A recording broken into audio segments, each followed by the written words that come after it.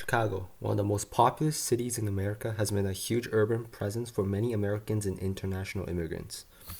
Known for their sports teams, food, infamous universities, and their appealing landmarks, Chicago has marked itself as one of the most influential cities in America. With a population of 8,865,000 people, Chicago is the third most populated city in the United States, as well as the most populated city in the state of Illinois.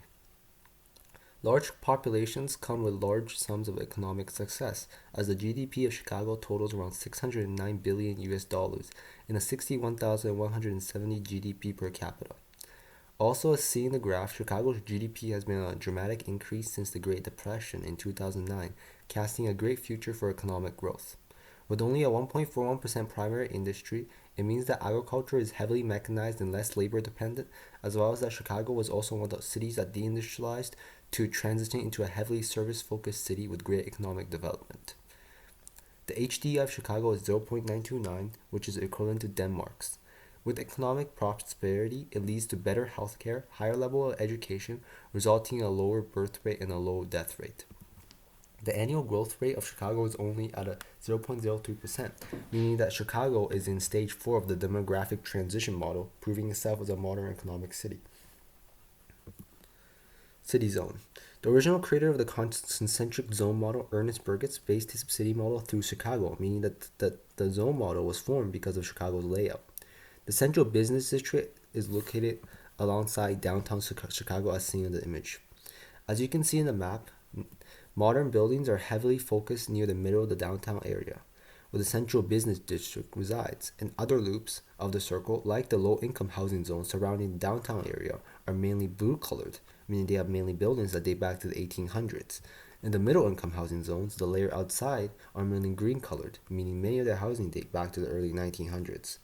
Since the state of Illinois is the nation's center for railway system, Chicago, being the capital, has over 1,300 freight passenger and commuter trains past the city per day.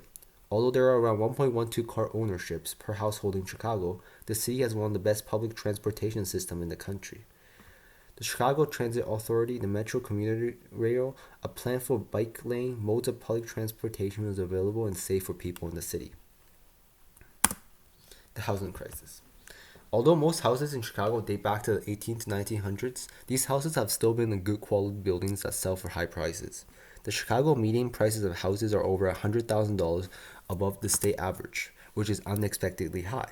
Also, as well, many middle class to low income class families cannot afford purchasing of houses and go down the route of renting houses.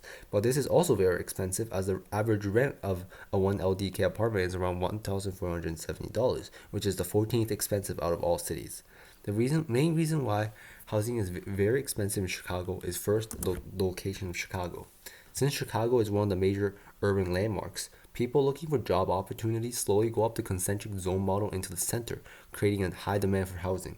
As seen in the graph, Chicago is becoming denser alongside Seattle due to the overflow of people going to metropolitan area, causing a high demand for housing. In addition, housing in most areas outside the central business zones date back to the 18 to 1900s. But through gentrifications, housing for middle to lower class families have decreased as prices have only increased. Many two flats and small houses in the poor communities were turned into single detached luxury houses and resold, increasing the property value and kicking out low income class families.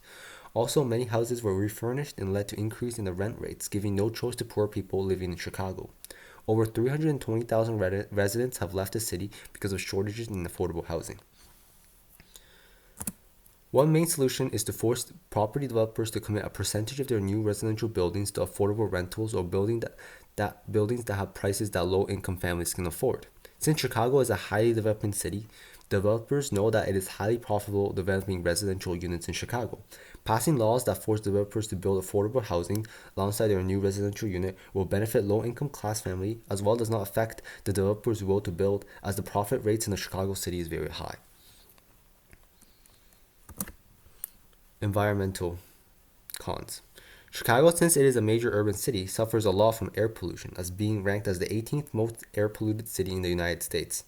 Most importantly, as city develops in many of the cases, environmental conditions in the cities also improves.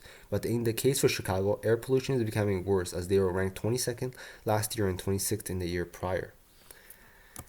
The main solution for this issue is to develop restrictions to increase public transportations. For example, copying the European system. Car prices can be heavily taxed as well as making car license much harder to acquire to encourage the people to use Chicago's high-quality transportation system rather than their own cars. Thank you very much.